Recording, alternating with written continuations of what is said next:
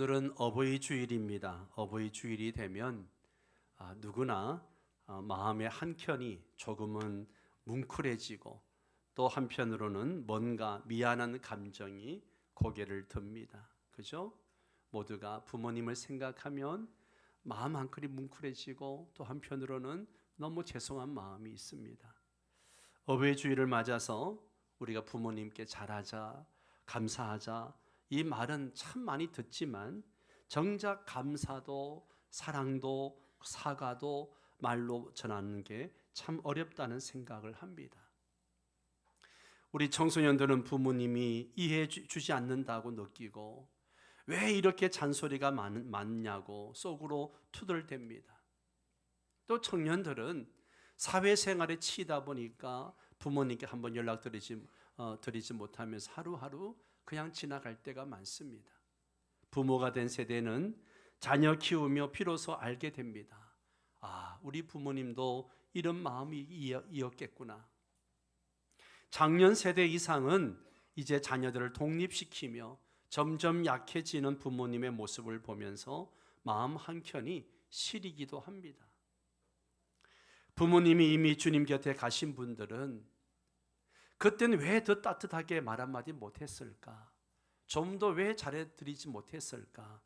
늦은 후회와 그리움이 밀려옵니다. 하지만 가장 어렵고 그래서 더 소중한 말, 어버이 주일이 되면 마음속에 떠오르는 세 마디가 있습니다. 한번 따라서 합니다. 감사합니다. 사랑합니다. 그리고 죄송합니다. 이 세 마디는 부모님의 사랑을 인정하고 우리의 부족함을 겸손히 고백하며 이제라도 공경과 회복의 길로 나아가고자 하는 믿음의 표현입니다. 오늘 우리는 이 세 마디를 진심으로 하나님 앞에 그리고 부모님 앞에 고백해 보려고 합니다. 그리고 이 고백이 우리 가정에 복음이 흘러가는 출발점이 되기를 간절히 소망합니다. 이제 말씀을 통해 부모 공경이 왜 하나님 앞에서 옳은 것인지, 어떻게 그 공경이 가정 복음화의 통로가 되는지를 함께 살펴보려고 합니다. 첫 번째는 감사합니다입니다. 감사합니다. 부모를 통한 하나님의 은혜를 기억할 때 거기서부터 복음이 시작되어집니다. 1절을 함께 읽습니다. 너희 자녀들아 주 안에서 너희 부모에게 순종하라. 이것이 옳으니라. 이것이 옳으니라. 이 감사합니다 이 한마디는 하나님의 은혜를 인정하는 믿음의 고백입니다. 믿음의 고백이에요. 여기서 중요한 표현은 자녀들아 어디서? 주 안에서. 주 안에서입니다. 단순히 사회적 도리로서의 공경이 아니라 신앙의 영역에서 하나님을 향한 순종의 표현으로서 공경입니다.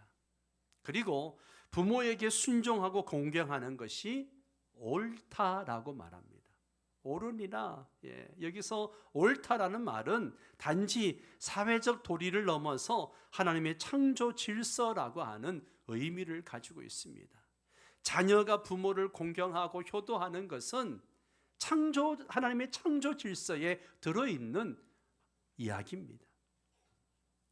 그러면 왜 부모님께 감사하고 부모님을 공경해야 하는가? 첫 번째, 부모는요 나의 생명의 통로이자 하나님의 선택이기 때문입니다. 부모님을 통해서 우리는 이 땅에 태어났고 그분들의 수고와 헌신으로 우리가 성장을 했습니다. 부모님들의 수고와 헌신은 하나님의 사랑을 간접적으로 보여준 흔적들입니다.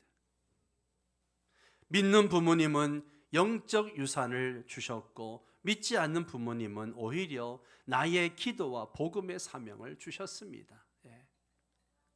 두 번째로 감사는 복음 전도의 첫걸음이 됩니다.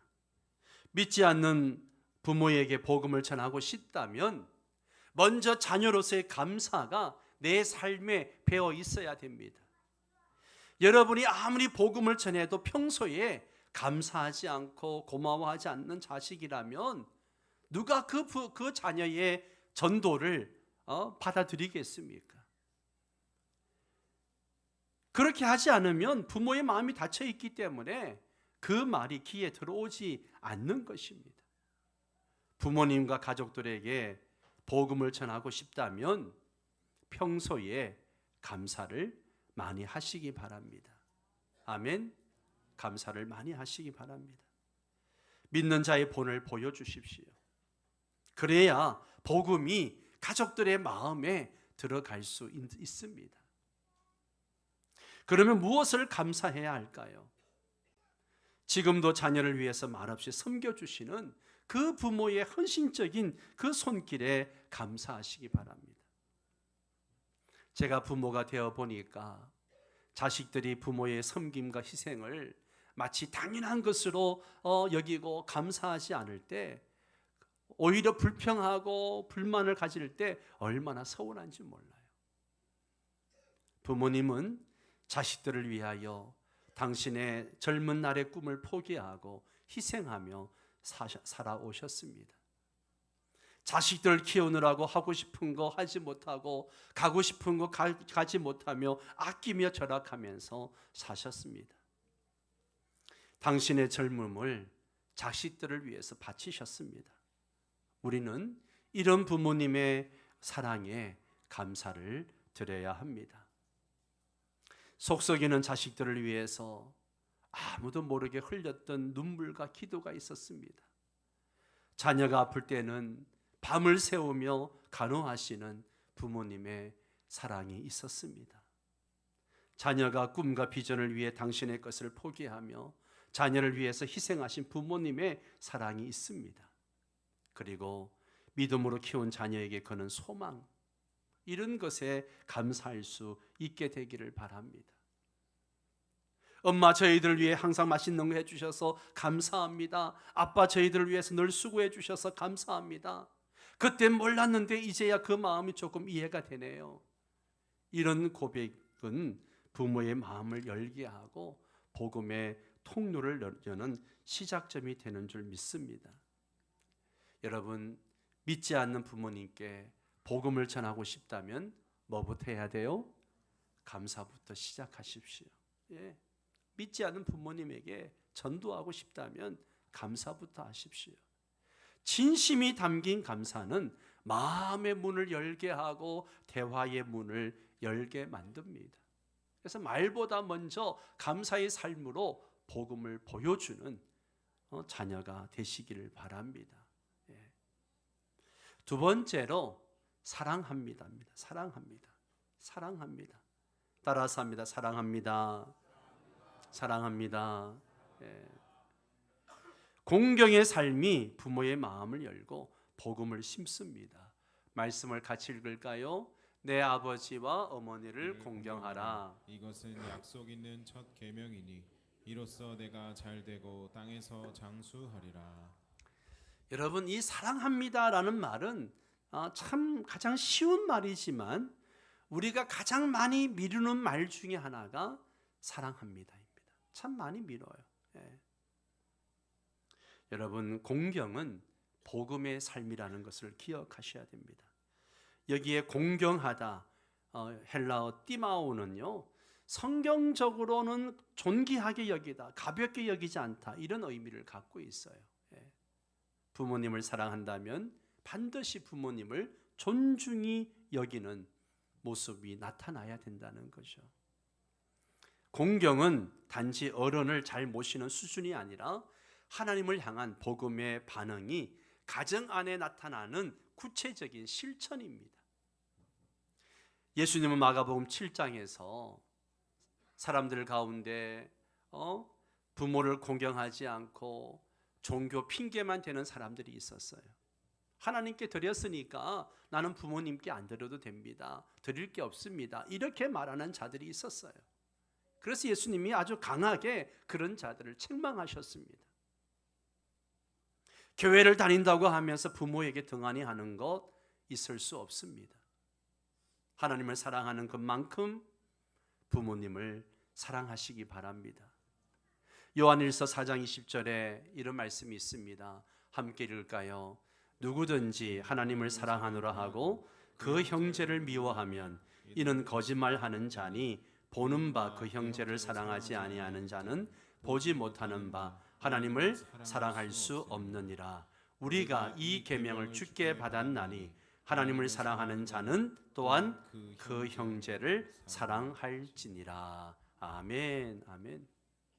여러분, 하나님 사랑하십니까? 하나님 사랑하십니까? 그렇다면 부모님과 가족도 사랑하시기 바랍니다. 정말 사랑하셔야 돼요. 가족을 사랑하지 않으면서 하나님을 사랑한다 말하는 것은 하나님은 가증히 여기십니다.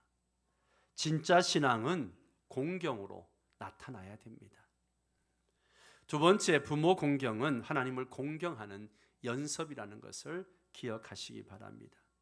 인간이 태어나서 가장 먼저 접하는 권위가 바로 부모예요. 부모의 말에 귀 기울이고 부모의 권위를 인정하고 부모의 사랑을 기억하는 훈련을 통해서 하나님과의 관계가 자연스럽게 형성되어집니다. 하나님께 순종하는 자는 가정 안에서도 순종하는 태도를 가집니다. 가정에서 부모 공경을 통해서 하나님을 공경하는 것을 배우시기 바랍니다. 부모 공경을 하면서 하나님 공경하는 걸 배우게 되는 겁니다. 세 번째는 하나님은 부모 공경을 약속 있는 계명으로 우리에게 주셨다는 거예요. 약속 있는 계명. 그 약속이 뭐예요? 네가 부모 공경을 하면 네가 잘되고 땅에서 장수하리라. 이 말씀은 단지 그냥 장수의 복만을 의미하는 게 아니죠. 삶의 질서와 은혜의 흐름이 공경을 통해서 시작됨을 보여주는 말씀이에요. 요즘 현대 사회는 부모라는 존재를 존중하기보다는 부담으로 여기는 그런 경향이 점점 강해지고 있습니다. 나이 드신 부모님을 부담으로 여기는 그런 세태가 되어버렸어요. 현대 사회는 부모라는 존재를 그렇게 여긴다는 것이죠. 부모님께 드리는 용돈은 아까운데 자녀 사교육비, 애완동물 키우는 드는 비용은 아깝지 않습니다. 아깝지 않아요. 부모님의 말씀은 잔소리 같고 인터넷의 말은 귀담아 듣습니다. 부모님과 가족들의 생일은 잊기 쉬운데 친구들의 생일은요, SNS를 통해서 얼마나 잘 기억하는지 몰라요. 여러분, 하나님은 지금 말씀하십니다. 내 부모를 공경하라. 내 부모를 공경하라. 이것이 옳으니라. 이 말씀은 믿음의 사람으로 살기 위한 출발점이라는 것을 기억하셔야 됩니다. 여러분, 십계명 중에 오후 예배 때 이제 십계명에 대해서 소위로 문답을 할 텐데요. 십계명 중에 첫 번째 인과관계 계명이 뭡니까? 바로 부모 공경입니다.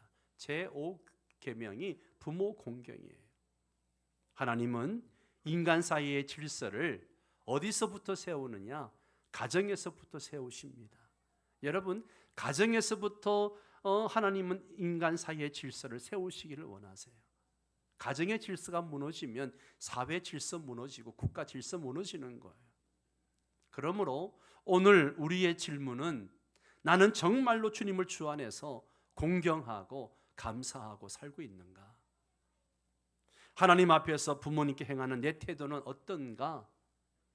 어버이 주일을 맞아서 한번 여러분 자신에게 질문해 보시기 바랍니다. 복음은요, 먼저 우리 가정에서 증명되어져야 합니다. 아멘. 아멘. 여러분 가정에서 복음이 증명되어져야 돼요.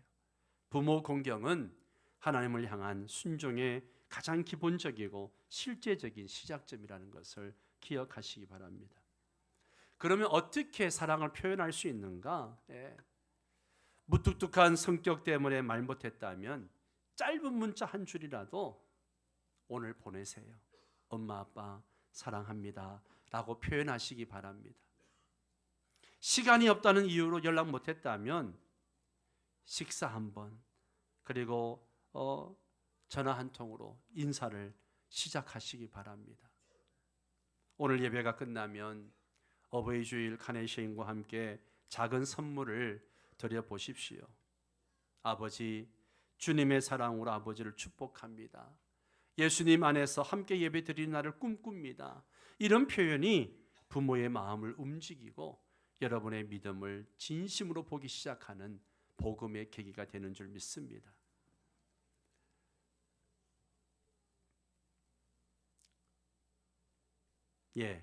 여러분 복음을 전하는 자녀가 되기 전에 먼저 여러분 사랑을 보여주는 자녀가 되시기를 바랍니다. 공경은 말이 아닌 삶입니다. 믿지 않는 부모님은 말씀보다도 행동성 복음을 먼저 본다는 거죠. 마지막 세 번째로 죄송합니다입니다. 죄송합니다. 회개의 고백이 복음의 문을 엽니다. 우리가 말씀을 같이 한번 읽을까요? 또 아비들아 너희 자녀를 노엽게 하지 말고 오직 주의 교훈과 훈계로 양육하라. 아비들아 너희 자녀를 노엽게 하지 말고 오직 주의 교훈과 훈계로 양육하라. 여러분 첫 번째 생각해 볼 문제는요, 이 죄송합니다라는 고백은요 신앙의 성숙에서 나오는 거예요. 신앙의 성숙에서 나옵니다. 우린 자녀로서 때로는 부모님께 표현하지 못한 미안함을 안고 살아갑니다. 바쁜 일상에 밀려 연락 한 통 못 드릴 때가 얼마나 많이 있습니까? 저도 바쁘다는 핑계로 부모님께 자주 연락드리지 못할 때가 많습니다. 부모님 말씀이 귀찮아서 툭툭 쏘아 붙였던 말투들이 있습니다. 부모님 무엇을 해달라고 하면 귀찮아할 때가 있었습니다. 시간이 지나고 돌아보면 내가 왜 그랬을까 마음 한쪽이 죄송함으로 무너지는 순간이 찾아옵니다. 그런데 성경은요 이 죄송함을 단지 감정의 문제로 보지 않습니다. 그것을 영적인 회개와 관계 회복의 기회로 본다는 것이죠. 그러면 왜 자녀도 회개가 필요한가요? 이 본문 4절, 이 4절 말씀은 우리 흔히 부모에게 주시는 말씀으로 생각을 합니다. 내 자녀를 노엽게 하지 말고 라고 하는 말씀. 그러나 이 말씀을 통해 우리는 가정 안에서 서로를 노엽게 했던 모든 이들에게 주시는 권면임을 잊지 말아야 됩니다. 자녀도 부모를 노엽게 할 수 있고 부모도 자녀에게 상처 줄 수 있습니다. 그러므로 공경의 회복은 자녀 회개로도 시작될 수 있다라고 하는 것이죠. 세 번째, 복음을 전하고 싶다면 먼저 회개하십시오. 믿지 않는 부모를 둔 성도들은 이런 고민을 많이 합니다. 복음을 전하면 늘 대화가 끊깁니다. 예수 이야기만 꺼내면 어머니가 화를 내십니다. 전도하려다가 싸운 적이 많아서 이제는 입을 열기 무섭습니다. 이런 얘기를 많이 해요. 이럴 때 우리는 복음을 더 크게 외치기보다는 먼저 관계를 회복할 회개의 고백을 해야 합니다. 왜냐하면 회개는 신뢰를 다시 세우고 신뢰는 복음을 들을 수 있는 문을 열어주기 때문에 그렇습니다. 한 자매가 있었습니다. 신앙생활은 열심히 했지만 늘 믿지 않는 아버지와 부딪혔습니다. 예배 드리러 간다고 하면 또 교회냐고 핀잔을 하고 집에서 성경책이라도 읽으려고 하면 좀 집에서는 그런 거 그만 좀 해라 짜증을 내셨습니다. 그러던 어느 날 딸은 아버지에게 손편지를 썼습니다. 아버지, 제가 신앙이 좋다고 하면서 아빠를 무시한 것 같아요. 복음을 전한다는 핑계로 아빠 마음을 너무 많이 상하게 했어요. 정말 죄송합니다. 하지만 제가 믿는 예수님을 아빠도 꼭 알았으면 좋겠어요. 그날 이후 아버지는 한 번도 교회 이야기로 딸을 나무라지 않았습니다. 그리고 몇 달 뒤에 딸과 함께 처음으로 교회에 오셨습니다. 복음은요, 고백 없는 정답이 아니에요. 회개의 눈물 속에 전해질 때 마음을 움직이는 생명이 된다는 사실이죠. 네 번째로 회개는 부모의 마음을 움직이고 복음을 흐르게 합니다. 이 죄송합니다라는 말은요, 자녀의 성숙을 보여주는 신호이죠. 회개하는 자녀는 부모의 마음에 감동을 줍니다. 감동을 줘요. 그 감동은 신뢰를 낳고 신뢰는 복음의 문을 열게 합니다. 이 고백은 너무 늦은 것 같아도 지금이 가장 빠른 시간이에요. 한번 오늘 실천해 보시기 바랍니다. 하나님은 참여하는 마음과 부드러운 눈물을 귀하게 여기십니다. 여러분 어떻게 고백할 수 있을까요? 다 아는 이야기지만 전화 한 통이라도 하십시오. 엄마 아빠 예전에 말 못했는데 정말 죄송합니다. 전화 한 통이라도 하십시오. 그리고 전화 한 통이 어려우면 문자라도 한 줄 보내십시오. 무심했던 저를 용서해 주세요. 그리고 사랑합니다. 문자 한 통이라도 보내세요. 아니면 손편지라도 쓰십시오. 오늘 어버이 주일을 맞아 부모 공경에 대해서 말씀을 들었는데 어머니 아버지 그동안 너무 감사합니다. 사랑합니다. 손편지를 써보세요. 아니면 예배 마치고 직접 찾아뵙고 함께 식사도 하고 대화를 나눠보십시오. 여러분 복음을 전하는 것보다 먼저 복음을 살아내시기 바랍니다. 복음이 여러분의 삶을 통하여 드러나야 됩니다. 그래야 가족들이 그를 통해서 예수를 믿게 되죠. 입술의 복음보다 삶의 복음이 먼저 전해져야 돼요. 야, 우리 아들이, 우리 딸이, 우리 며느리가 교회 가더니 달라졌네. 예, 이런 모습이 보여져야 돼요. 그리고 진심 어린 회개는 부모님에게 신앙의 진정성을 보여주는 가장 강력한 메시지입니다. 때로는 죄송합니다 이 말이요 예수 믿으세요 이 말보다도 더 복음적일 수 있고 강력할 수 있습니다. 여러분 죄송합니다는 단지 인간적인 감정 표현이 아니에요. 그것은 하나님 앞에서 회개하는 신앙의 표현이고 가정 안에 복음을 흐르게 하는 영적 통로입니다. 진심 어린 회개가 부모의 마음을 움직이고 믿음의 문을 열면서 가정 복음화의 시작점이 됩니다. 말씀을 맺겠습니다. 여러분 오늘 말씀을 통해 함께 고백했던 세 마디를 다시 기억해 보십시오. 감사합니다. 사랑합니다. 그리고 죄송합니다. 이 세 마디는 단순한 말이 아닙니다. 감사는 부모를 통해 주신 하나님의 은혜를 인정하는 고백입니다. 사랑은 공경으로 드리는 삶의 표현입니다. 죄송함은 회개로 관계를 회복하는 믿음의 용기입니다. 오늘 이 고백이 지금 우리 가정에 필요한 이유는요. 지금 우리 시대는 너무너무 바쁩니다. 부모는 부모대로 바쁘고 자녀는 자녀대로 바쁩니다. 마음은 있는데 표현이 부족하고 표현하지 않으니까 관계가 점점 멀어집니다. 신앙생활은 열심히 하면서도 가정 안에서는 예수님의 마음을 놓칠 때가 많습니다. 하지만 복음은 교회에서만 증명되는 것이 아닙니다. 여러분의 가정에서, 일터에서, 부모님과의 관계 속에서 우리가 예수님을 어떻게 따르는지가 드러나야 합니다. 오늘 여러분의 고백이 복음의 시작이 되게 하십시오. 감사합니다는 이 부모의 마음을 열고요. 사랑합니다는 가정의 질서를 회복시키고 죄송합니다는 과거를 덮고 미래로 나아가는 화해의 문을 엽니다. 이 고백은 부모님만 듣는 것이 아니에요. 하나님이 다 듣고 계십니다. 그리고 그 고백을 통해서 가정 안에 은혜가 흐르기 시작합니다. 여러분 지금도 늦지 않았습니다. 부모님이 살아 계실 때 효도할 수 있게 되기를 바랍니다.